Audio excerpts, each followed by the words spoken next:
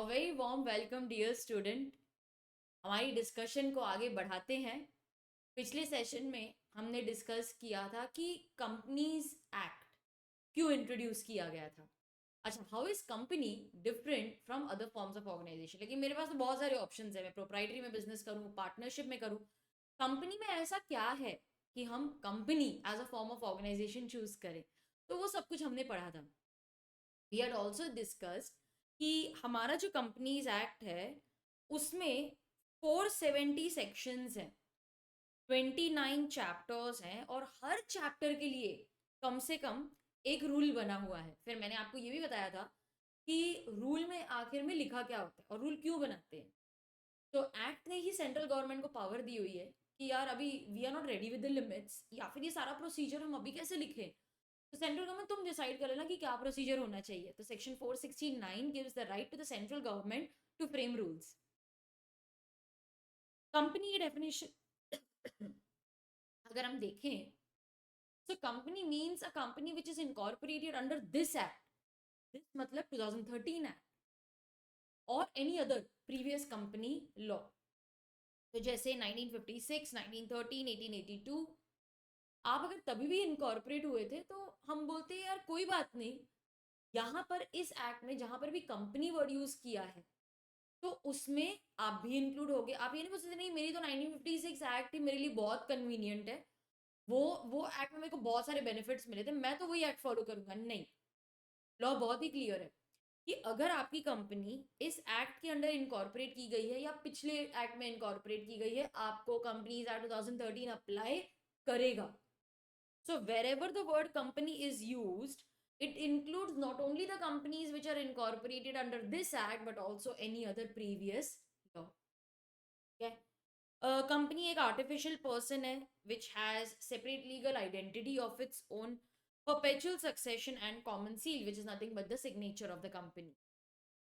Ma'am अगर seal नहीं है तो डायरेक्टर साइन कर लेंगे, या फिर अगर आपके पास कंपनी सेक्रेटरी है तो one director and one company secretary. There are other sectors also to which the companies act applies. तो ये ऐसी कंपनीज हैं जो कंपनीज एक्ट में इनकॉर्पोरेट नहीं की गई हैं, they are incorporate under their special act, लेकिन फिर भी कंपनीज एक्ट अप्लाई करता है। तो देखो, जब इनके रिस्पेक्टिव एक्ट में कुछ भी नहीं लिखा तो कंपनीज एक्ट अप्लाई करेगा, अगर इनके रिस्पेक्टिव एक्ट में कुछ लिखा है तो वो लोग वही फॉलो करेंगे। डिस्प्यूट के टाइम पे क्या होगा, लेकिन इनका एक्ट कुछ बोलता है, कंपनीज एक्ट कुछ और ही बोलता है, तो इन्हीं का एक्ट अप्लाई करेगा। तो ऐसे बहुत सारी कंपनीज है जैसे आईसीआईसीआई बैंक, एचडीएफसी बैंक या फिर SBI, RBI, they are incorporated under their respective acts. लेकिन ये तो सारी लिस्टेड कंपनीज भी हैं, फॉर्च्यून 500 कंपनीज भी है, हाँ मानते हैं, लेकिन इनको कंपनीज एक्ट तभी अप्लाई करेगा जब इनके एक्ट में कुछ भी नहीं लिखा। डिस्प्यूट में भी इन्हीं का एक्ट अप्लाई करेगा। ठीक है, तो ये सब हमने पढ़ा था। आज हम शुरू करते हैं with the definitions। yes, let us begin with the definitions। and आज कवर करेंगे कुछ ऐसी definitions जो A से शुरू होती है और B से। alright, so I am covering the clauses which begin with the letter A and the letter B। अब कहाँ गया B, कहाँ गया, ये रहा। तो मैंने क्या किया ना, मैंने एक स्टोरी बनाई है which will help you to memorise all the section numbers एकदम लाइन से। अगर आप ये स्टोरी फॉलो कर लोगे ना तो आप सारे जो सेक्शंस हैं उनके नंबर याद कर सकते हो। बस आपको ये स्टोरी याद रखनी है और बहुत ही लॉजिकल फ्लो में स्टोरी जा रही है, ऐसे कुछ रैंडमली नहीं किया मैंने। अच्छा सुनो, now before I begin with the clauses, सबसे पहले तो हमको ये समझना चाहिए कि यार डेफिनेशन लिखने की जरूरत ही क्या है। Why are we defining these words. अब मान लो कि डेफिनेशंस नहीं है, ठीक है, देयर इज नो डेफिनेशन, तो जो भी एक्ट पढ़ रहा है उसको बहुत कंफ्यूजन हो सकती है। लेकिन to give you an example, अगर मैंने आपको बोल दिया डायरेक्टर तो आप बोलोगे फिल्म का डायरेक्टर, नहीं नहीं नहीं। अच्छा, central board of direct taxes का डायरेक्टर, नहीं, अरे नहीं बाबा, तो फिर किसके किसकी बात कर रहे हो। तो लॉ बोलता है कि अगर आप वर्ड को डिफाइन नहीं करते तो फिर जो जो एक्ट पढ़ रहा है वो अपने हिसाब से उस वर्ड को मीनिंग अटैच करेगा।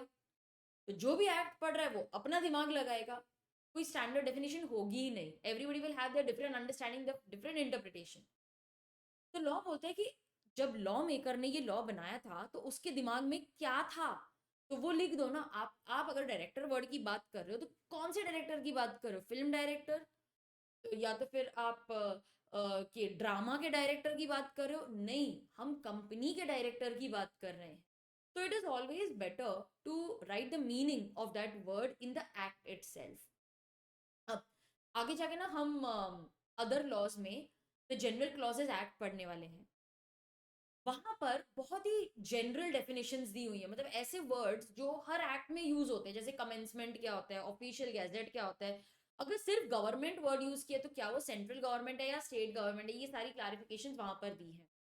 लेकिन वो कुछ ऐसे वर्ड्स हैं जो जनरली सारे एक्ट्स में यूज किए जाते हैं।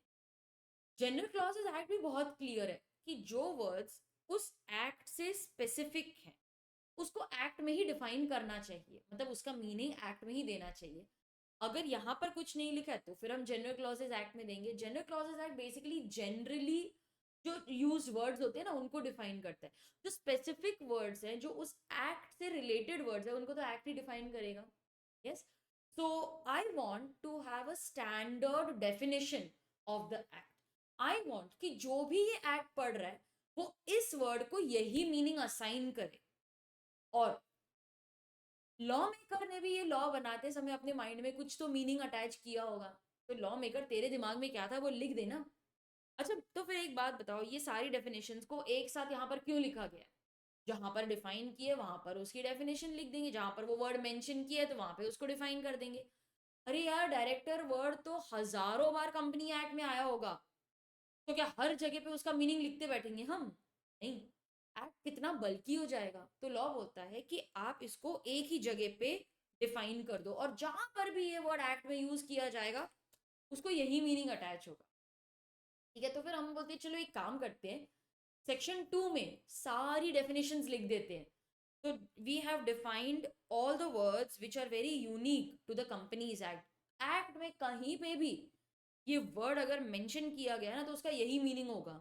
तो सब लोग वो एक्ट पढ़ते समय उस वर्ड का एक ही मीनिंग लेंगे। So this brings about a standardisation, this brings about one definition which will be used by everybody who's referring the act। और तो और लॉ मेकर इस कॉन्सेप्ट में उस वर्ड का क्या मीनिंग देना चाहता था, उसका इंटेंशन यहाँ पर पता चल जाएगा। So that is the importance of definitional clauses.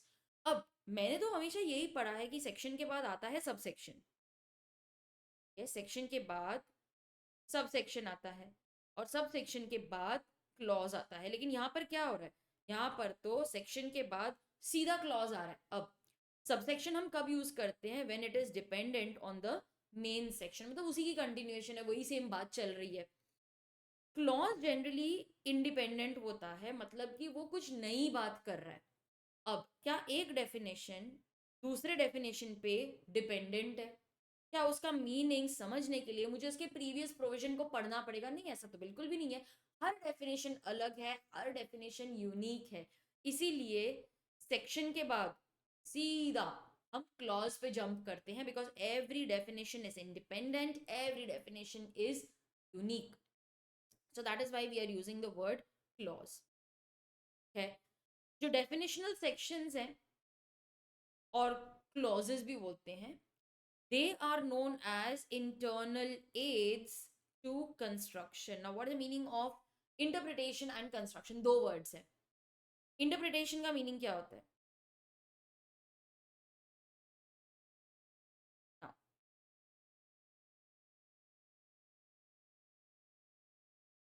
Interpretation का मीनिंग होता है to read and understand the text as it is. कोई चेंजेस मत करो, अपना दिमाग मत लगाओ, अपना लॉजिक मत लगाओ, जो लिखा है उसको ऐसे का ऐसे ही पढ़ के समझने की कोशिश करो। अगर आपको समझ में आ जाता है तो वेरी गुड, लेकिन अगर आपको लगता है यार कुछ तो गड़बड़ है, मुझे नहीं लगता कि लॉ मेकर के दिमाग में ये होगा, okay, I feel that this is giving a very absurd meaning. Absurd मतलब कि कुछ अजीब ही लग रहा है पढ़ने के बाद, then we will apply logic, we will apply facts of the case. Circumstances भी लिख सकते हो।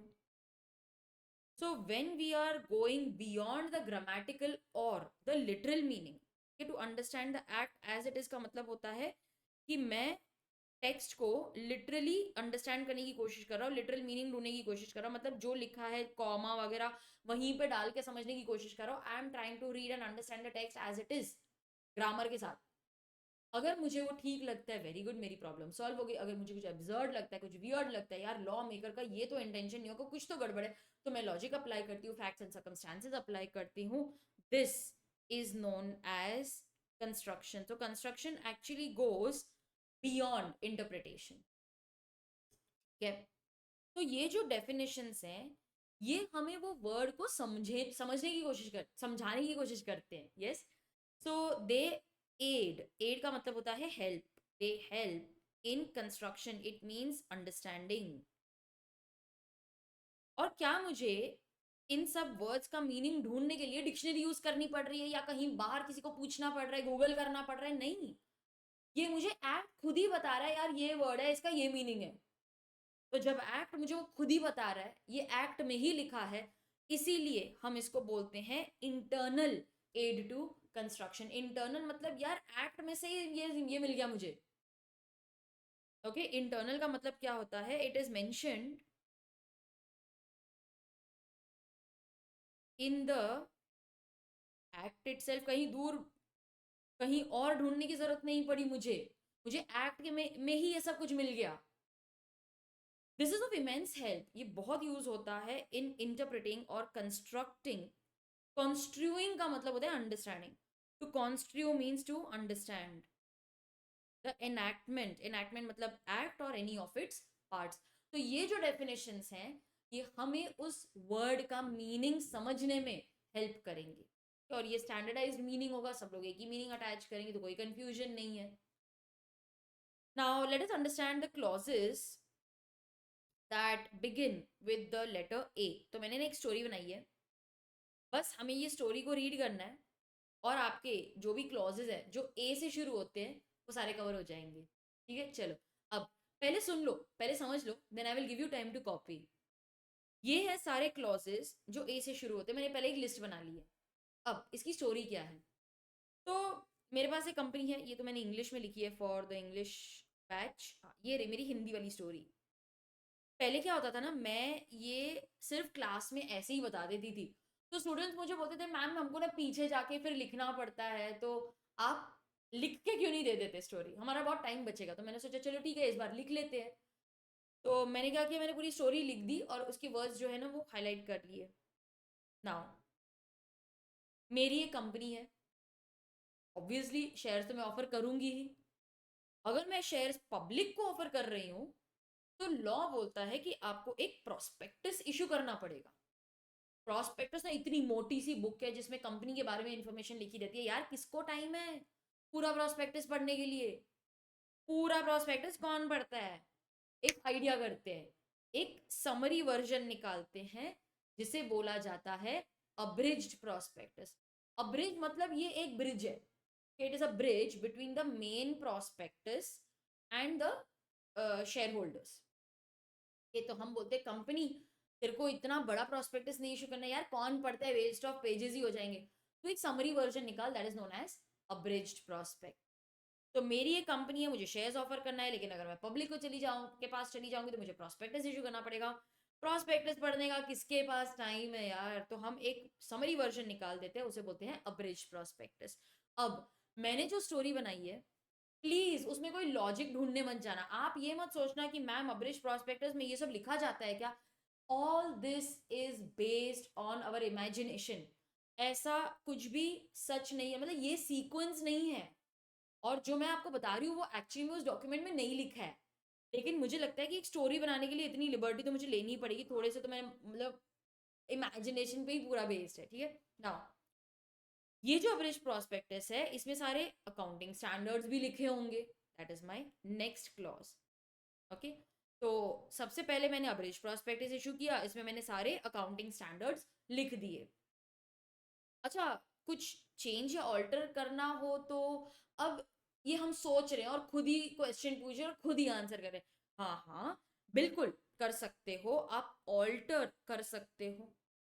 लेकिन अगर कुछ गलती हुई ना उसमें, तो फिर आपको एपिलेट ट्रिब्यूनल के पास जाना पड़ेगा, इसीलिए गलती नहीं होनी चाहिए।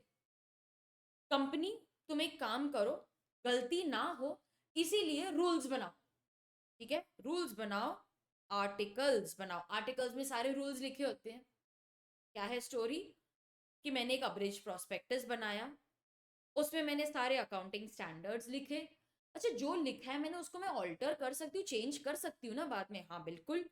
लेकिन अगर आपने कोई गलती कर दी, जैसे चेंजेस तो कर सकते हो, लेकिन अगर आपने कुछ मिस्टेक कर दी तो एपेलेट ट्रिब्यूनल के पास जाना पड़ेगा, इसीलिए गलती ना हो आर्टिकल्स बना लो। है, आर्टिकल्स बनाने में तो यार बहुत टाइम लग जाएगा, इसीलिए अपने एसोसिएट को बुलाओ, उससे काम करवाओ। आर्टिकल बनाने में टाइम जाएगा, अपने एसोसिएट को बुलाओ, वो ठीक से काम कर रहा है कि नहीं ये देखने के लिए ऑडिटिंग स्टैंडर्ड्स बनाओ, और उसे काम करने की पूरी पूरी अथॉरिटी दो। मैंने ऐसी कोई स्टोरी बनाई है, एक बार फिर से कर लेते हैं। तो मैंने अब्रिज प्रोस्पेक्टस बनाया, क्योंकि पूरा तो कोई पढ़ता ही नहीं है, उसमें मैंने सारे अकाउंटिंग स्टैंडर्ड्स लिख दिए। क्या मैं इसमें ऑल्ट्रेशन कर सकती हूँ, चेंजेस कर सकती हूँ? हाँ बिल्कुल कर सकती हूँ, लेकिन कोई गलती मत करना हाँ लिखने में, क्योंकि अगर आपने कुछ मिस्टेक कर ली तो एपेलेट ट्रिब्यूनल के पास जाना पड़ेगा। अच्छा, गलती ना हो इसीलिए रूल्स बनाओ, आर्टिकल्स बनाओ।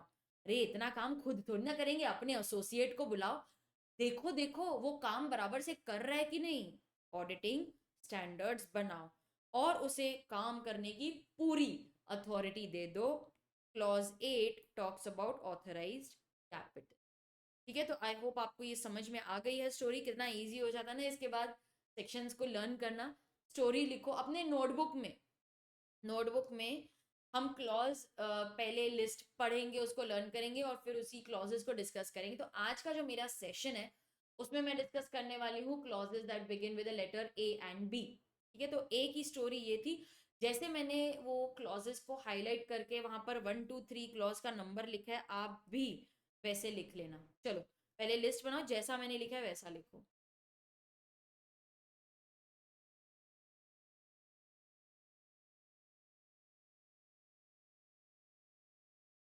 कर लिया कॉपी? चलो फिर आगे बढ़ते हैं। अब वो क्लॉजेस डिस्कस कर लेते हैं जो लेटर बी से शुरू होते हैं। So these are all the clauses that begin with the letter B. अब इसकी स्टोरी क्या है, देखो कंपनी तो फॉर्म हो गई है, अब बैंक अकाउंट खोलने का टाइम आ गया है। यस, तो कंपनी फॉर्म हो गई, अब बैंक अकाउंट खोलना चाहिए। तो चलो बैंकिंग कंपनी के पास चले जाते हैं। अरे ऐसे नहीं जा सकते बैंकिंग कंपनी के पास, बोर्ड ऑफ डायरेक्टर्स का अप्रूवल लगेगा। देखो मैंने पहले भी बोला था आपको, स्टोरी मैंने अपने लिए बनाई है सेक्शन और क्लॉजेस याद करने के लिए। ऐसा जरूरी नहीं है कि यही सीक्वेंस फॉलो होता है, ये कुछ एक्चुअल नहीं है, ये सिर्फ एक स्टोरी है। ठीक है, तो बैंकिंग कंपनी के पास चलो, लेकिन ऐसे ही नहीं जा सकते, बोर्ड ऑफ डायरेक्टर्स का अप्रूवल लगेगा। क्यों लगेगा अप्रूवल? क्योंकि कंपनी एक बॉडी कॉर्पोरेट है। अच्छा, बॉडी कॉर्पोरेट है तो इसका मतलब है company proper books, papers maintain करेगी। अरे खुद के नहीं, ब्रांच ऑफिस के भी मेंटेन करने पड़ेंगे। बुक्स ऑफ अकाउंट्स कंपनी के और ब्रांच ऑफिस के भी मेंटेन करने पड़ेंगे। तो क्या थी हमारी स्टोरी, कि बैंक अकाउंट ओपन करना है तो चलो बैंकिंग कंपनी के पास चलते हैं। ऐसे ही नहीं जा सकते, बोर्ड ऑफ डायरेक्टर्स का अप्रूवल लगेगा। क्यों लगेगा? क्योंकि कंपनी बॉडी कॉर्पोरेट है। अच्छा, कंपनी बॉडी कॉर्पोरेट है तो इसका मतलब है कि proper books books papers maintain करने पड़ेंगे। Books of accounts of company भी मेंटेन करनी पड़ेगी, साथ साथ में ब्रांच के भी बुक्स मेंटेन करने पड़ेंगे। तो यहाँ पर क्या आएगा, clause 9, clause 10, 11 body corporate, 12 is books and papers, books or papers, 13 is books of accounts of company, and 14 is branch office। तो इस तरीके से हमारे सारे जो सेक्शंस हैं वो कवर हो गए। यस, अब एक काम करो, अब ये सब लिख लो। चलो लिखो।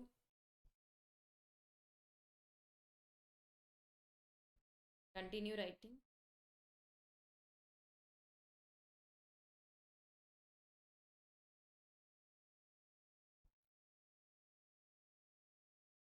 डन ना।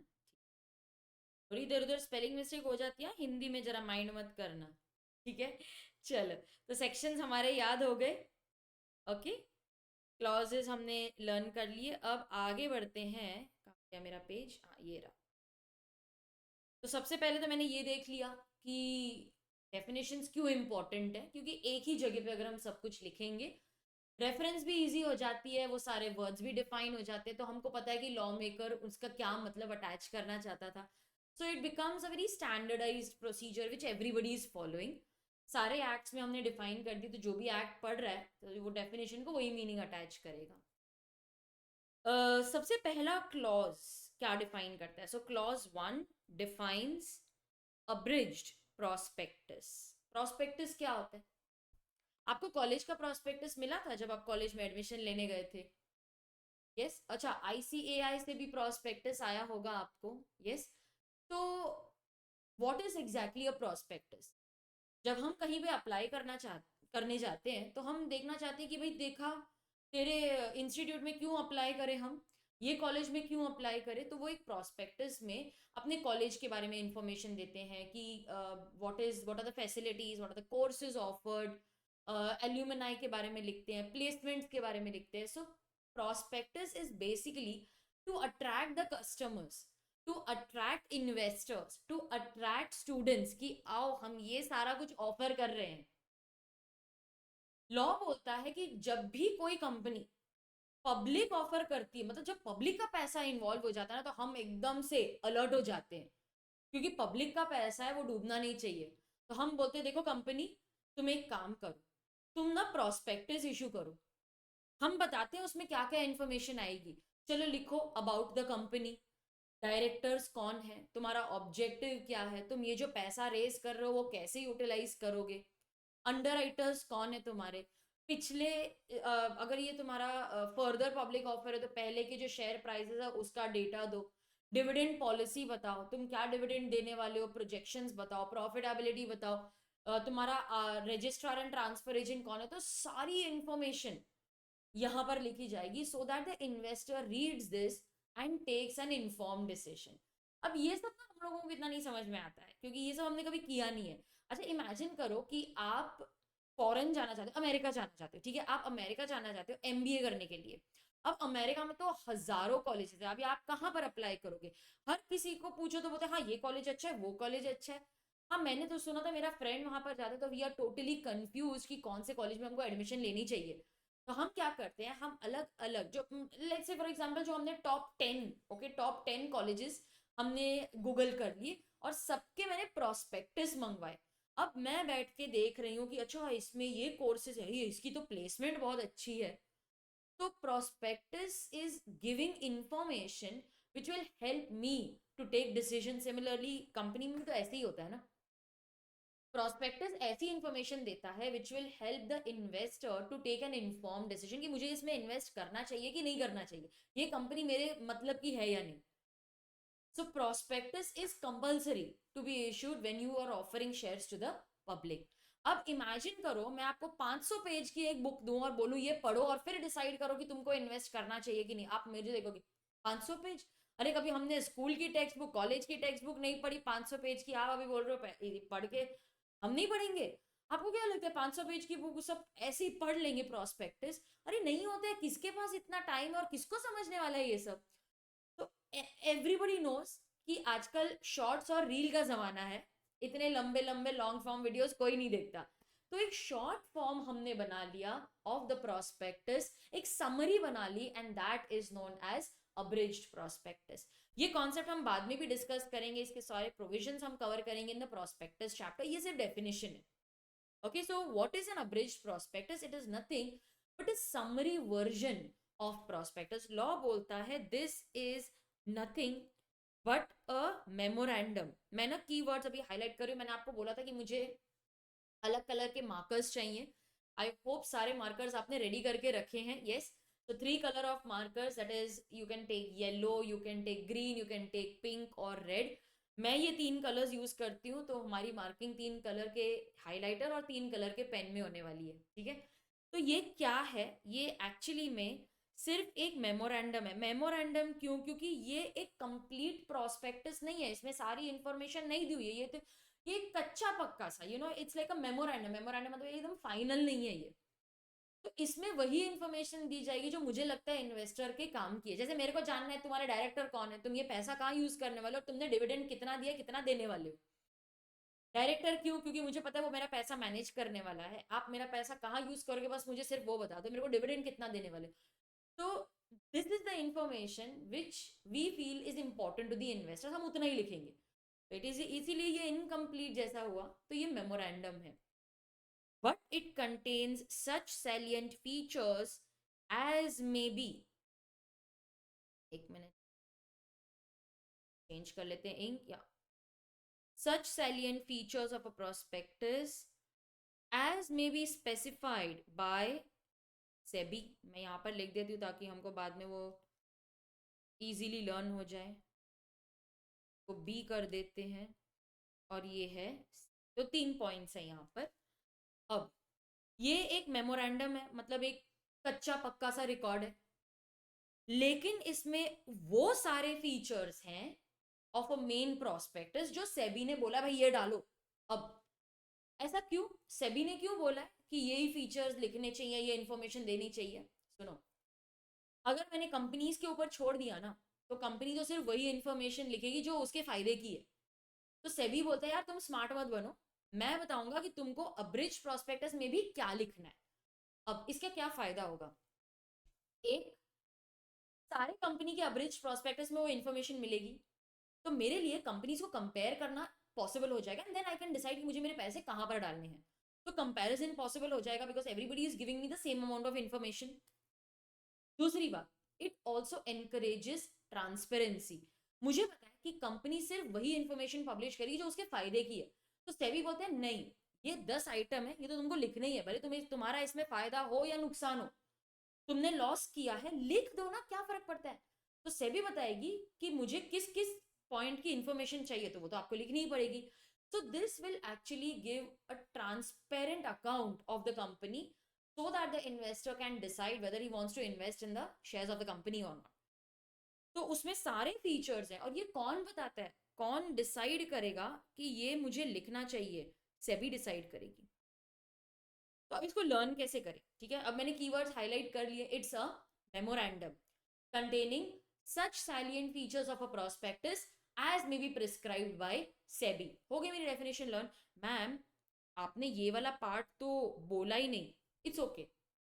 आपको अगर वर्ड टू वर्ड याद रखना है, वेरी गुड, लेकिन कई बार ऐसा होता है कि शुरू शुरू में सब याद रहता है, फिर जैसे ही आगे प्रोग्रेस करते जाओगे ना, फिर जो आगे आगे का है वो भूलते जाते हो। तो व्हाट आई वांट इज कि आपको सारी की पॉइंट्स आने चाहिए। लाइक डेफिनेशन में भी 100% लिखना कंपलसरी नहीं है, 70-80% if you are close to the definition चल जाता है, ठीक है। So it is a memorandum containing such salient features of a prospectus as may be prescribed by SEBI. मेरी डेफिनेशन लर्न हो गई, इसीलिए मैंने इसको 3 पार्ट्स में डिवाइड किया है, आप भी ऐसे ही लर्न करना। So guys, I had done a small video on the concept of abridged prospectus. Let us go and watch that video to revise the concept. IPO, invest in the IPO of my company. I want to apply for shares of your company. Sir, first read this prospectus, only then you can apply for the shares of my company. But I don't have time to read this bulky document. Okay, don't worry. Take a summary of the full prospectus. It has all the important information that you need to know before buying the shares of the company. This is an abridged prospectus. 25 keywords of company law that you must know. Episode 8, abridged prospectus. Now, abridged prospectus is defined under section 2 clause 1 of the Companies Act. It is a summary version of the full prospectus. See, as an investor, one must read this document to get an idea about the risks associated with the securities. One interesting provision is that what summary is to be written, that is specified by SEBI. Otherwise, the company will write only that information which is beneficial to itself.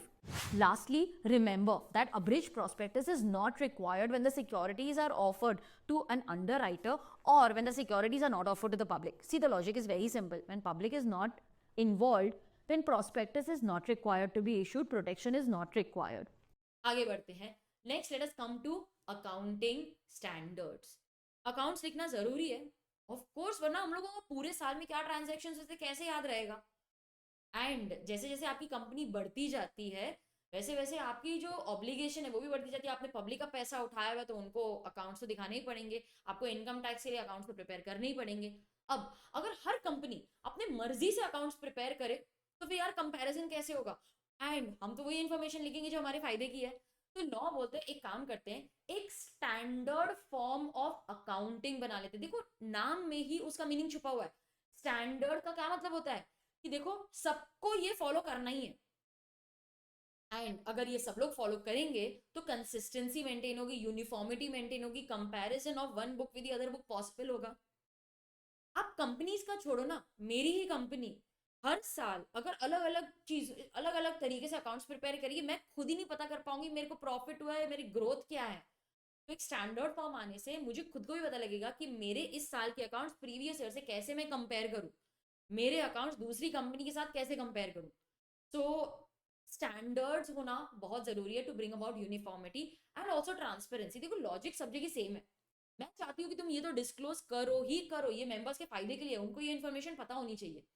So that is the use of accounting standards. Accounting standards basically हमको बताता है कि क्या record करना चाहिए, कितना record करना चाहिए, कैसे रिकॉर्ड करना चाहिए, कब रिकॉर्ड करना चाहिए. तो सारे आंसर्स अकाउंटिंग स्टैंडर्ड्स देते हैं हमें. अब थोड़ी सी एक्स्ट्रा इन्फॉर्मेशन, ठीक है. मैंने आपको पहले भी बताया था अगर इन्फॉर्मेशन एक्स्ट्रा है तो वो मैं पहले से ही लिख के आती हूँ आपके लिए, because why waste time.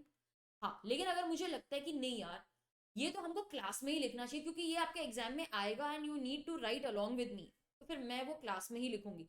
So I have taken the liberty to decide कि मुझे क्या पहले से ही तैयारी करके रखना है आपके लिए नोट और क्या हम क्लास में लिखेंगे. तो ये क्योंकि एक्स्ट्रा है तो हम इसमें क्यों टाइम वेस्ट करें, फटाफट इसको रीड करके डिस्कस कर लेते हैं and then you can copy it in your notebook. ये एग्जाम में नहीं आएगा, ये सिर्फ हमारे अंडरस्टैंडिंग के लिए है. अकाउंटिंग स्टैंडर्ड्स बेसिकली होते क्या है. सो दे specify how the transactions and events are to be recognized, measured, उसको कैलकुलेट कैसे करना है, प्रेजेंट कैसे करना है, डिस्क्लोज कैसे करना है इन द फाइनेंशियल स्टेटमेंट्स. तो ट्रांजैक्शंस और इवेंट्स को वर्ड्स पे ध्यान दो. How to how the transactions and events are to be, मैंने कीवर्ड्स हाईलाइट किए. इन ट्रांजैक्शंस या इवेंट्स को मुझे कैसे रिकॉग्नाइज करना है, मेजर करना है, प्रेजेंट करना है या फिर डिस्क्लोज करना है. कहां पर, फाइनेंशियल स्टेटमेंट्स में. Financial statements include your profit and loss account, balance sheet, अगर आपकी नॉन प्रॉफिट है तो income and expenditure account. Yes, जैसे we have different standards of accounting, ये आप अकाउंट्स में भी पढ़ोगे. मेथड कौन सा होना चाहिए डेप्रिसिएशन का, रेवेन्यू रिकॉग्निशन, लीज क्लासिफिकेशन, इनके सारे अकाउंटिंग स्टैंडर्ड्स है. ये हमको हेल्प करते हैं इन राइटिंग करेक्ट अकाउंट्स. क्यों चाहिए, why do we need it, ensures uniformity. हर कंपनी वही फॉलो कर रही है, अरे मेरी कंपनी हर साल यही फॉलो कर रही है, यूनिफॉर्मिटी है. ट्रांसपेरेंसी, क्योंकि लॉ बोलता है ये चीजें तो आपको लिखनी ही है, भले वो आपके फेवर में हो या ना हो, तो मेंबर को ये जानना जरूरी है, लिखो. तो इट एंश्योर्स ट्रांसपेरेंसी, कंपनी कुछ भी छुपा नहीं रही है. Consistency and comparability is possible. तो एक यूनिफॉर्मिटी आ जाती है, सब यही फॉलो करें, स्टैंडर्ड यही फॉलो कर रहे हैं. हम अब एक कंपनी के दूसरे कंपनी के अकाउंट्स कंपेयर कर सकते हैं. कंसिस्टेंसी है, every year I am doing that. It aids का मतलब होता है help. It aids proper decision making by investors. अब मेरा मेन एम है कि मैं उस कंपनी के शेयर्स खरीदूं जो बहुत अच्छा डिविडेंड देती है, तो मैं कंपेयर करूंगी, अच्छा हाँ इस कंपनी के डिविडेंड्स अच्छे, इधर इन्वेस्ट कर दो. तो अकाउंटिंग स्टैंडर्ड्स अगर फॉलो किए जा रहे हैं तो बुक्स सबकी एक जैसी बन रही हैं, तो कंपैरिजन इजी है कि ये कंपनी और ये कंपनी के बुक्स देख लो, अपना डिसीजन ले लो. और ये इन्वेस्टर्स में सिर्फ शेयर होल्डर्स नहीं आएंगे, फिर बैंक्स भी तो आ जाएंगे ना, वो भी देखेंगे कि भाई सब कुछ प्रॉपर्ली मेंटेन्ड है कि नहीं. It ensures common accounting language across sectors. सब एक ही सेक्टर, मतलब क्या हो गया, आप इलेक्ट्रिसिटी कंपनी हो, या आप you are in the business of garment manufacturing, you are in the business of tyre manufacturing, you are in the education business, कोई फर्क नहीं पड़ता, सब वही अकाउंटिंग स्टैंडर्ड्स फॉलो कर रहे हैं। ठीक है, तो अगर आपको ये लिखना है तो आप लिख लो, वैसे भी ये एक्स्ट्रा है, but it is always better to have knowledge, that is what I feel. मैं चाहती हूँ कि आपको मैं सिर्फ बुक की नॉलेज ना दूं, मैं आपको प्रैक्टिकली भी सब कुछ बताऊं कि इनकॉर्पोरेशन कैसी होती है, फॉर्म्स कैसे दिखते हैं, I will show you everything. ये लिखो पहले, और ये भी लिखो। I hope you are maintaining a proper book, मुझे बुक चाहिए, हाँ 200 पेज की बुक लगेगी मुझे, एंड उसमें मुझे सारे नोट, क्वेश्चन आंसर जो भी आप कर रहे हो सब एक ही बुक में चाहिए, यहाँ वहां नहीं चाहिए, everything should be in one book only, समझ गए? यस। और सब लाइन से लिखो, जैसे जैसे लेक्चर दे तो क्या होगा ना, फिर आपका भी फ्लो बैठेगा, कि मैं कैसे करती हूँ, कॉन्सेप्ट पढ़ाती हूँ और उसके नोट नोट आपको बता देती हूँ। तो कई बार ऐसे स्टूडेंट्स करते हैं, अपने नोटबुक का ना पेज नंबर लिख देते हैं, जैसे ये पेज 1 पे है, पेज 2 पे, तो उनको मालूम है कि इससे रिलेटेड मेरे को नोटबुक में नोट पढ़ना है, तो आप लिख सकते हो NB, NB मतलब नोटबुक 1, मतलब पेज नंबर 1 पे मुझे जाना है, तो ऐसे नोटिंग करो, तो आपको कैसे पता चलेगा ना इससे रिलेटेड कोई नोट लिखवाया है मैंने, तो आप लिख दो यहाँ पर refer NB, NB1, NB12, NB, जो भी आपका पेज नंबर है, समझ गए? हाँ। तो अभी ये अकाउंटिंग स्टैंडर्ड्स पे आ जाते हैं कि इसको डिफाइन कैसे किया है, लेकिन पहले आप ये समझ लो कि अकाउंटिंग स्टैंडर्ड्स बनाता कौन है। आप यहाँ पर लेफ्ट हैंड मार्जिन में मेरे साथ लिख सकते हो, ICAI, institute of chartered accountants of India, they recommend, ठीक है, वो बनाते नहीं, वो सिर्फ रेकमेंड करते, प्रिस्क्राइब नहीं करते, वो सिर्फ रेकमेंड कर रहे हैं कि भाई ये अकाउंटिंग स्टैंडर्ड्स आप बना सकते हो। किसको रेकमेंड करेंगे? NFRA, national financial reporting authority. NFRA एक अथॉरिटी है जिसको हमने पावर दी है कि तुम पहले ये जो ICAI की रिकमेंडेशन आई है ना, उसको एग्जामिन करो, सब सही लग रहा है ना तुम्हें, और फिर अगर तुमको सब सब ठीक लगता है, then you will recommend those accounting standards to the central government. Central government क्या करेगी? सेंट्रल गवर्नमेंट उसे प्रिस्क्राइब करेगी इन कंसल्टेशन विद NFRA, मतलब वो हमेशा NFRA को लूप में रखेंगी। Central government will always keep NFRA in the loop कि भाई ये देखो ये अकाउंटिंग स्टैंडर्ड्स फाइनल कर रहे हैं हम, आप बता दो। नाउ ICAI रेकमेंड करता है कि ये अकाउंटिंग स्टैंडर्ड्स ठीक लग रहे हैं, NFRA उन्हें एग्जामिन करता है, देखता है कि वो प्रैक्टिकल है या नहीं, सूटेबल है या नहीं, और फिर आगे वो रेकमेंड कर देता है to the central government. Central government will then prescribe कि अभी सबको ये फॉलो करना है, and they will do this in consultation with NFRA। तो ये फ्लो अगर आपको समझ में आ गया तो फिर अभी ये डेफिनेशन भी समझ में आ जाएगी। Accounting standards, they are the standards of accounting. तो आप अगर अपने आप, अगर आपको ये याद रखना है तो आप कैसे करोगे? अपने आप को क्वेश्चंस पूछो, ये क्या है, what are these, what is it, what is accounting standard? It is nothing but standard of accounting जो ओरिजिनली बना था, या फिर any addendum thereto, addendum का मतलब होता है एडिशन, या फिर कुछ एक्स्ट्रा इंफॉर्मेशन। किसके लिए बना है ये सब? Like for whom are we making these accounting standards? तो व्हाट हो गया, ये हुम हो गया। ऐसे क्वेश्चंस लिखने से ना वो याद हो जाता है फिर आपको। कंपनीज या फिर क्लास ऑफ कंपनीज, ठीक है? तो ये क्या है? They are nothing but standards of accounting, या फिर एडेंडम, एडेंडम मतलब कुछ ऐड करना, एक्स्ट्रा इंफॉर्मेशन देना।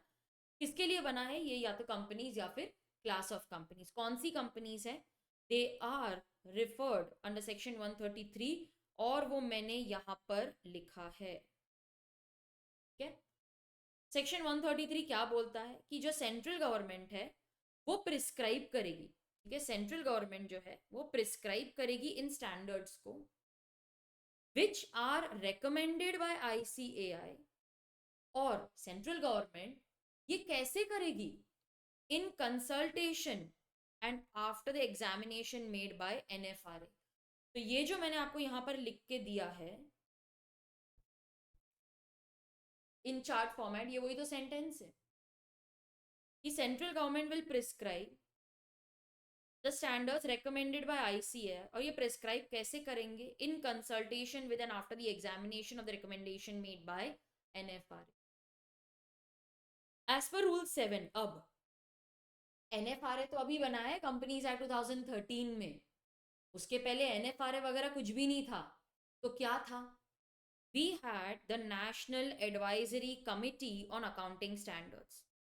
तो लॉ क्या बोलता है कि जब तक एनएफआरए की कॉन्स्टिट्यूशन फाइनल नहीं हो जाती, तब तक जो अकाउंटिंग स्टैंडर्ड्स इसने बनाए थे, national advisory committee on accounting standards, वो फॉलो करेंगे। लेकिन ये तभी रेलेवेंट था जब एनएफआरए की कॉम्पोजिशन फाइनल नहीं हो गई थी। अभी तो इतने साल हो गए 2013 एक्ट को, एनएफआरए भी बन गया, उसकी ड्यूटीज, राइट्स, कॉम्पोजिशन, सब कुछ रेडी है हमारे पास में।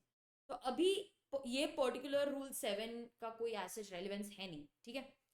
तो द स्टैंडर्ड्स, रूल 7 क्या बोलता है, अनटिल एनएफआरए इज कॉन्स्टिट्यूटेड, मतलब जब तक एनएफआरए बन नहीं जाता तब तक हम वही स्टैंडर्ड्स ऑफ अकाउंटिंग लेंगे जो कंपनीज एक्ट 1956 में प्रिस्क्राइब किए गए थे। अच्छा, वो क्या प्रोसीजर था? प्रोसीजर यही था, आईसीएआई रिकमेंडेशन देता था national advisory committee for accounting standards को, और फिर वो आगे सेंट्रल गवर्नमेंट को रिकमेंडेशन दे देते, फिर सेंट्रल गवर्नमेंट प्रिस्क्राइब करता था। तो जब तक एनएफआरए नहीं बनता था इसकी रेलेवेंस थी, लेकिन अब ये रिप्लेस हो गया है बाय एनएफआरए, ठीक है। Next we have the definition of alter या फिर ऑल्टरेशन, ए ओ एस, ऐसा मैंने निमोनिक बनाया है, ए ओ एस, ठीक है, ए ओ। नाउ ऑल्टर मतलब कुछ चेंज करना, यस। सिर्फ चेंज करना नहीं, चेंज किस चीज से होता है, या तो आप कोई इंफॉर्मेशन ऐड कर दो तो भी चेंज हो गया ना, ओरिजिनल चेंज हो गया। मैंने कुछ ऐड किया, मैंने कुछ ओमिट मतलब उससे निकाला है, या फिर मैंने कुछ सब्सटीट्यूट कर दिया, सब्सटीट्यूट के लिए आप वर्ड लिख सकते हो, मैंने कुछ रिप्लेस कर दिया, that is meaning of alteration. Ma'am ये ऑल्ट्रेशन किसके पॉइंट ऑफ व्यू से पढ़ रहे हो आप? Memorandum and articles of association मैंने ऑल्टर कर दिया, यस। जो मेमोरेंडम मैंने बनाया था उसमें कुछ एडिशन कर दिए, या फिर मैंने उसमें से कुछ ओमिट कर दिया या रिप्लेस कर दिया, that is nothing but alteration. It's an inclusive definition, क्योंकि यहाँ पर लिखा है इट इंक्लूड्स, मतलब इसके अलावा भी आप किसी और तरीके से ऑल्ट्रेशन कर सकते हो। कुछ भी चेंज कर दिया मतलब वो ऑल्ट्रेशन है। चेंज या तो एडिशन से होगा, या ओमिशन से होगा, या सब्सटीट्यूशन से होगा, but it's an inclusive definition. Include मतलब कि इसके अलावा भी कुछ और हो सकता है। एपिलेट ट्रिब्यूनल आपके सिलेबस में नहीं है। Next let us discuss articles. हमको पता है, ये हमने पहले ही कर लिया था, दैट कंपनी के पास दो डॉक्यूमेंट्स होते हैं, one is the memorandum of association and other is the articles of association. Memorandum में लिखा रहता है कि कंपनी क्या काम कर सकती है, व्हाट का जो क्वेश्चन है वो यहाँ पर लिखा रहता है, it determines the scope of power of the company, company क्या काम कर सकती है और वो कैसे करना है, how it is to be done, what are the rules, the regulations, ये बेसिकली इंटरनल रूल्स है, कैसे करना है, प्रोसीजर्स क्या है, वो आर्टिकल्स में लिखा रहता है। तो जब आर्टिकल्स वर्ड ऐसे हम यूज करेंगे तो उसका क्या मतलब है, it includes, okay, it means the articles which was originally framed. ये कब किया था मैंने, ओरिजिनली मतलब कब किया था ये, at the time of incorporation. हाँ लेकिन उसमें मैं चेंजेस भी तो करती रही ना, तो ठीक है, altered from time to time. Ma'am इसका क्या मतलब हो जाता है, इसका मतलब है एक्ट में कहीं पे भी अगर आर्टिकल का मेंशन किया, वो वर्ड मेंशन किया है, इसका ये मतलब नहीं है कि आपको वो आर्टिकल्स कंसिडर करने हैं जो आपने इनकॉर्पोरेशन पे आरओसी के पास फाइल किए थे, नहीं। अगर उसमें कोई चेंजेस नहीं किए हैं तो वो फॉलो करो, लेकिन अगर आपने आर्टिकल्स में कुछ चेंजेस किए हैं तो ऑल्टर्ड वाला लो। मैम मैंने तो अपने आर्टिकल्स ही नहीं बनाए थे, अरे अगर आर्टिकल्स नहीं बनाए थे तो आपके ऊपर मॉडल आर्टिकल्स अप्लाई किए गए थे ना, so that is considered as article of your company. तो जब भी आर्टिकल वर्ड आपको एक्ट में दिखेगा तो ये कौन से आर्टिकल की बात कर रहे हैं? वो आर्टिकल जो ओरिजिनली फ्रेम किया था मेरे इनकॉर्पोरेशन के टाइम पे, लेकिन उसमें अगर चेंजेस किए हैं तो यार वो चेंज वाला लो, वो आपका एक्चुअल आर्टिकल हुआ ना अभी। लेकिन मेरे पास तो था ही नहीं, ठीक है, तो फिर जो मॉडल आर्टिकल था that will be considered as article of the company, आपको वो फॉलो करना है। अब सपोज लॉ में लिखा है कि आप ये काम कर सकते हो only if it is authorised by the article, ऐसा लिखा रहता है। मेरे पास आर्टिकल ही नहीं है, तो मॉडल आर्टिकल फॉलो करो। अच्छा, follow the procedure mention, the permission should be given in the articles. हाँ, तो कौन सा आर्टिकल फॉलो करूं? जो ऑल्टर किया हुआ है वो करो। मैम मैंने तो कभी ऑल्ट्रेशन नहीं की थी जी, ये जो ओरिजिनल था वही फॉलो करो।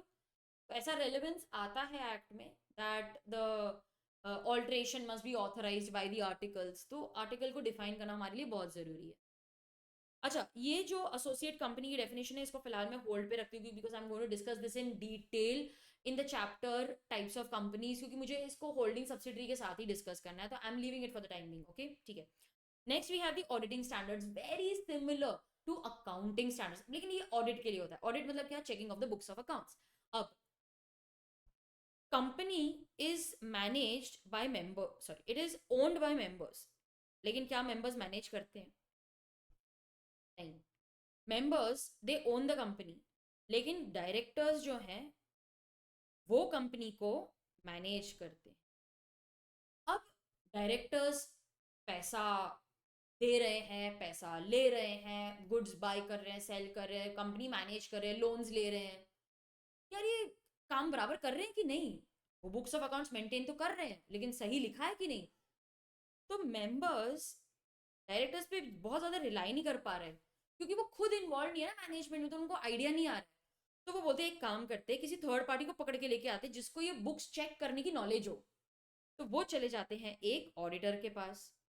ऑडिटर, तू एक काम करना, तू ये कंपनी के बुक्स चेक कर और जस्ट देख सब कुछ सही लिखा है ना, तो तू मुझे हमको रिपोर्ट कर। अब ऑडिटर अपना काम सही से कर रहा है कि नहीं, अच्छा उसको क्या फॉलो करने चाहिए, क्या रूल्स फॉलो करने चाहिए, उसको किन चीजों का ध्यान देना चाहिए, वो सब लिखा है ऑडिटिंग स्टैंडर्ड्स में। तो ऑडिटर को अप्लाई करेंगे ऑडिटिंग स्टैंडर्ड्स। अरे सुन ऑडिटर, तुझे ये सब रूल्स फॉलो करने हैं ऑडिट करने के टाइम पे, तो they are known as auditing standards. क्या है ये? यार स्टैंडर्ड्स ऑफ ऑडिटिंग। यस, कितना फनी लगता है ना, इतने सिंपल सिंपल क्वेश्चन है ये क्या है? व्हाट का क्वेश्चन क्या है? ये क्या है? They are standards of auditing. It also includes any addendum. Addendum का मीनिंग क्या बताया था मैंने आपको, फटाफट बताओ। एडिशन, या फिर मैंने आपको बताया था एक्स्ट्रा इंफॉर्मेशन। ठीक है। अच्छा, किसको अप्लाई करेगा ये? कंपनीज को या फिर क्लास ऑफ कंपनीज को। सो टू हुम वाला क्वेश्चन मुझे अगर पूछना है तो क्या है ये स्टैंडर्ड्स ऑफ अकाउंटिंग है। किसको अप्लाई करेगा? कंपनी को या फिर क्लास ऑफ कंपनीज को। अच्छा, ऑडिटिंग स्टैंडर्ड्स का क्या प्रोसीजर है, चलो बताओ। ऑडिटिंग स्टैंडर्ड्स भी वैसे ही होता है कि आईसीएआई जो है ना, हमारा institute of chartered accountants of India, वो रेकमेंड करता है। किसको रेकमेंड करेगा? एनएफआरए को। ठीक है, सेम प्रोसीजर है। फिर एनएफआरए अरे क्या करेगा? इसको एग्जामिन करेगा और आगे रिकमेंडेशन देगा टू द सेंट्रल गवर्नमेंट। फिर सेंट्रल गवर्नमेंट क्या करेगी? उसको प्रिस्क्राइब करेगी in consultation with NFRA.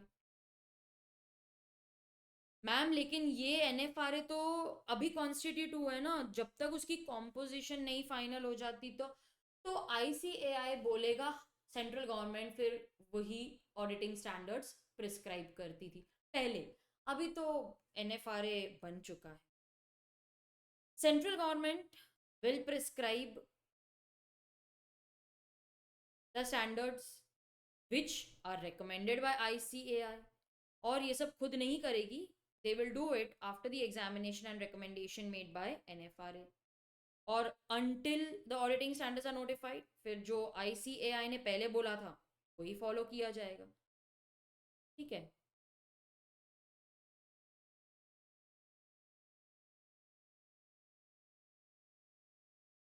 Next we have authorised capital. Authorised capital क्या होता है? अरे अकाउंट में पड़ा है ये। That is the maximum amount of capital that the company can raise. Ma'am इतना तो मैंने रेज कर लिया, मुझे और रेज करना है, तो फिर ऑल्ट्रेशन करो ना। मेमोरेंडम में ये क्लॉज लिखा रहता है, रेजोल्यूशन पास करके इसको बढ़ा दो। So this is the maximum amount of capital that the company can raise by issuing shares. Ma'am क्यों ऐसा दिया हुआ है? लॉजिक वही है, देखो मेंबर्स जो हैं वो भले ही कंपनी को ओन करते हैं, लेकिन कंपनी मैनेज कौन करता है? डायरेक्टर्स। अगर मैंने डायरेक्टर्स को आंख बंद करके पावर दे दी, अरे रेज कर, जितना पैसा लेना है ले, मार्केट से उठा चल, अरे वो पैसा लेते जाएगा और जो एग्जिस्टिंग शेयर होल्डर्स है उनका इंटरेस्ट डाइल्यूट होता जाएगा। अरे प्रॉफिट तो कंपनी उतना ही कमा रही है, शेयर होल्डर्स अगर बढ़ गए तो अब वो जो प्रॉफिट है वो ज्यादा लोगों में बटेगा, मेरा तो वैल्यू कम हो जाएगा ना। तो हम बोलते हैं नहीं नहीं, तुम एक काम करो डायरेक्टर्स, मैक्सिमम 5 करोड़ रेज कर सकते हो तुम, उतना ही तुमको ऑथराइज कर रहे हैं। तो ये इसीलिए होता है क्योंकि जो ओनर और मैनेजर है वो अलग है, तो हम उनको पावर नहीं दे रहे, अनलिमिटेड पावर नहीं दे रहे। बोर्ड ऑफ डायरेक्टर्स या फिर बोर्ड, ओके, ये कौन होते हैं? In relation to company. I just love this definition. क्यों पता है आपको? क्योंकि देखो ना, जब भी मैं बोर्ड की बात करूं तो मेरे मन में ख्याल आता है, बोर्ड कौन सा board? Board of film certification? अरे नहीं नहीं। Board of secondary education? अरे नहीं नहीं, मैं तो कंपनी की बात कर रही हूँ। अरे अगर आप कंपनी की बात कर रहे हो तो लिखो ना कि कंपनी के रिलेशन में हम बात कर रहे हैं। आई जस्ट लव दिस डेफिनेशन, क्योंकि ये हमको बोलती है भाई यहां वहां मत भटको, हम कंपनी के पॉइंट ऑफ व्यू से बोर्ड ऑफ डायरेक्टर्स को डिफाइन कर रहे हैं। तो अगर बोर्ड का मीनिंग आया है, बोर्ड लिखा है मेरे कंपनीज एक्ट में, मेरे कंपनीज एक्ट में अगर बोर्ड लिखा है तो उसका क्या मतलब होता है? It is a collective body of directors of the company. तो यहां वहां हमें कोई मीनिंग ढूंढते हुए नहीं जाना है, हम कंपनी पॉइंट ऑफ व्यू से इसको एनालाइज कर रहे हैं। अभी अगर मेरे कीवर्ड्स मुझे हाईलाइट करने वो भी अलग अलग, तो कैसे करूंगी मैं? It is a collective body. Collective body मतलब एक को हम डायरेक्टर बोलते हैं, कलेक्टिव मतलब बहुत सारे डायरेक्टर्स अगर साथ में आ जाए तो उसे बोर्ड ऑफ डायरेक्टर्स बोलेंगे। तो ये कलेक्टिव बॉडी किनकी कलेक्टिव बॉडी है? डायरेक्टर्स की कलेक्टिव बॉडी है। कौन से डायरेक्टर्स? कंपनी के डायरेक्टर्स। समझ में आया आपको? फिल्म के डायरेक्टर की बात नहीं कर रही हूं मैं, कंपनी के डायरेक्टर की बात कर रही हूँ। चलो, क्या है ये board? It is a collective body. तो ये मेरा, ये एक्चुअली मैं बी डालती हूँ, इसको इसको ए डालती हूँ। क्यों? अरे हम कंपनी के पॉइंट ऑफ व्यू से बात कर रहे हैं ना, तो कंपनी के पॉइंट ऑफ व्यू से बोर्ड कौन होगा? It is a collective body. किसकी? डायरेक्टर्स की। कौन से डायरेक्टर्स? किसके डायरेक्टर्स? कंपनी के डायरेक्टर्स। ठीक है, next let us discuss clause 11, body corporate या फिर कॉर्पोरेशन। ठीक है, अब इससे रिलेटेड ना मेरे पास एक नोट है, इस पर हम थोड़ा सा टाइम डालेंगे।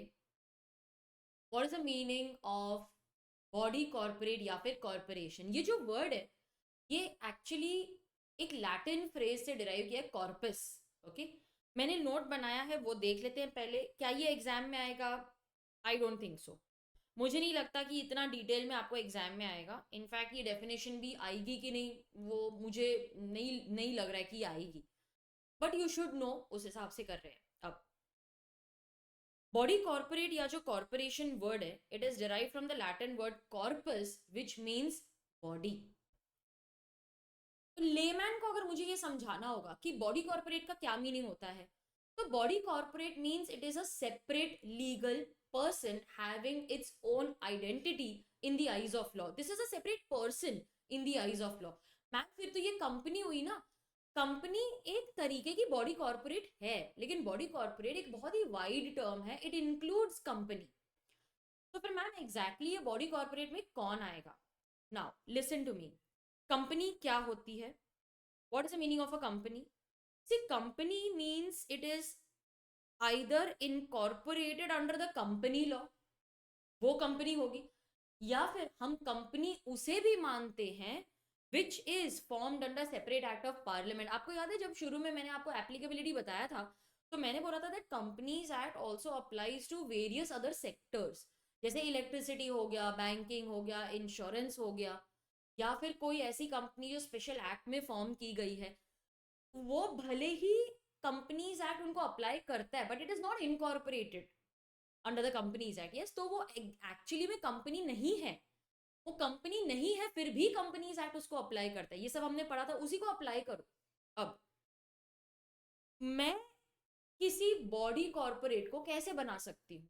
या तो मैं उसको कंपनी लॉ में बनाऊं, जैसे company, so we have Tata Steel, Reliance, they have been formed under the company law, वो कंपनी लॉ में रजिस्टर की गए हैं। लेकिन corporation like LIC, SBI, okay, तो ये जो है, they are not formed under the Companies Act. They have been brought into existence through special act of parliament. ये सब बॉडी कॉर्पोरेट्स है because they are separate persons in the eyes of law.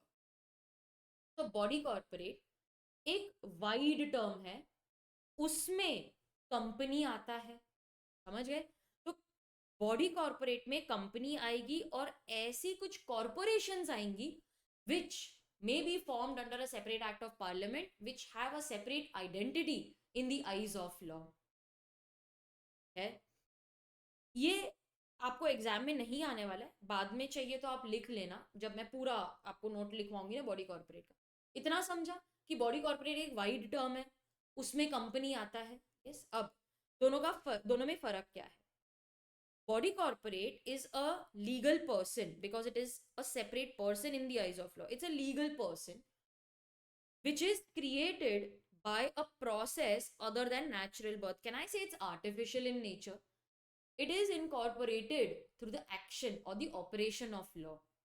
It implies that this is an artificial person. तो ये एक artificial person है having a different identity in the eyes of law. It doesn't take birth like a natural person. It is formed by the operation of law. Body corporate exactly क्या होता है? It's nothing but an association of persons who have the following characteristics. Association मतलब वो ऐसे randomly साथ में नहीं आए. They have come together for a common purpose. It is an association of persons which is incorporated under any law for the time being in force. Any law में आता है, company law ले लो, या फिर बैंकिंग रेगुलेशन एक्ट ले लो, IRDA ले लो, कोई भी ले लो, इट इज इनकॉर्पोरेटेड मतलब it is formed under any law. Company law नहीं लिखा है, वो तो सिर्फ एक पार्ट है इसका। तो इट इज इनकॉर्पोरेटेड मतलब it is created, it comes into existence under any law. It is a separate person in the eyes of law having its own legal identity. Perpetual succession, common seal, it can sue, it can be sued. So these are all characteristics of an artificial person, a body corporate. तो एक body corporate क्या है? It is an association of persons which is incorporated under any law. It has separate legal identity, perpetual succession, common seal. It can file a case, case can be filed. So body corporate, it includes a company. I totally agree. Company भी एक artificial person है, वो भी एक body corporate है। It includes a company which is incorporated outside India. एक minute, क्या बोल रहा है ये definition? It includes a company incorporated outside India. Then what about companies incorporated in India? अरे इंक्लूड वर्ड की यही तो ब्यूटी है। वो क्या बोलता है? It includes a company incorporated outside India. इसका मतलब है कि जो कंपनी इंडिया में इनकॉर्पोरेट की गई है वो तो बॉडी कॉर्पोरेट है ही, साथ में it also includes a company which is incorporated outside India. अब समझ में आया कि बॉडी कॉर्पोरेट में सब कुछ आ जाता है, जो इंडिया में रजिस्टर्ड है, इंडिया के बाहर रजिस्टर्ड है, कोई दूसरे एक्ट में रजिस्टर्ड है, या फिर कंपनीज एक्ट में रजिस्टर्ड है। Any association having separate identity of its own is a body corporate. It includes a company incorporated outside India. मतलब जो कंपनी इंडिया में इनकॉर्पोरेटेड है वो तो आएगा ही, साथ में जो कंपनी आउटसाइड इंडिया इनकॉर्पोरेटेड है वो भी आएगी। मैम क्या उस कंपनी को कंपनीज एक्ट अप्लाई करेगा? नहीं। अगर इनकॉर्पोरेटेड आउटसाइड इंडिया है और बिजनेस भी वहीं पे कर रही है तो कंपनीज एक्ट क्यों अप्लाई करेगा? हाँ, लेकिन इनकॉर्पोरेटेड आउटसाइड इंडिया है बट इंडिया में बिजनेस करे तो कंपनीज एक्ट अप्लाई करेगा। फॉरेन कंपनी पढ़ा था हमने। It does not include cooperative society and any other body corporate as may be notified by the central government. ये नहीं आएगा in the definition of body corporate. So body corporate includes all the companies, whether incorporated in India or outside India, but it does not include a cooperative society. Agreed. फिर company क्या होता है ma'am? Company is a person which is registered under the Companies Act. It is registered in India and having a registered office in India. आप बताओ मैं जो statement बोल रही हूँ वो सही है कि गलत? All companies are body corporates. All companies are body corporates, but all body corporates are not companies. Yes, ठीक है, क्योंकि body corporate is wide term ना। हमारे हिसाब से कंपनी मतलब वही जो इंडिया में इनकॉर्पोरेट की गई है और उसका रजिस्टर्ड ऑफिस भी इंडिया में ही है, वो कंपनी है।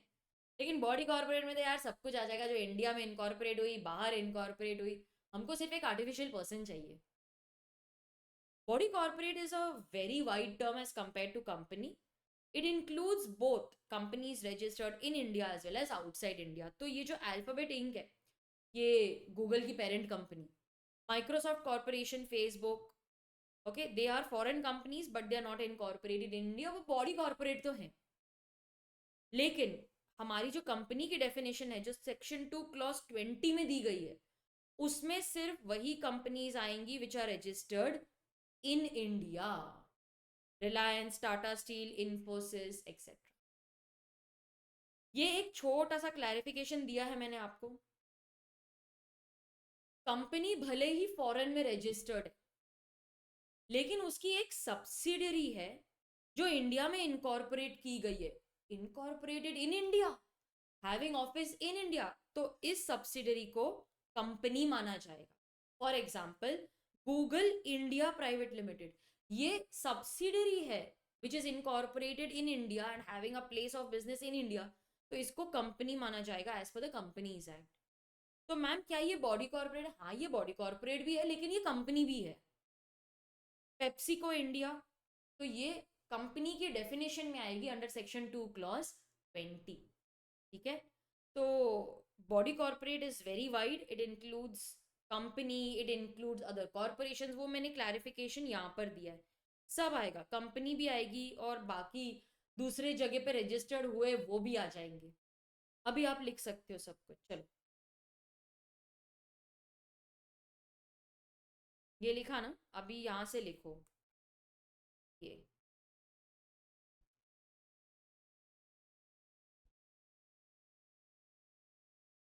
ये लिखो,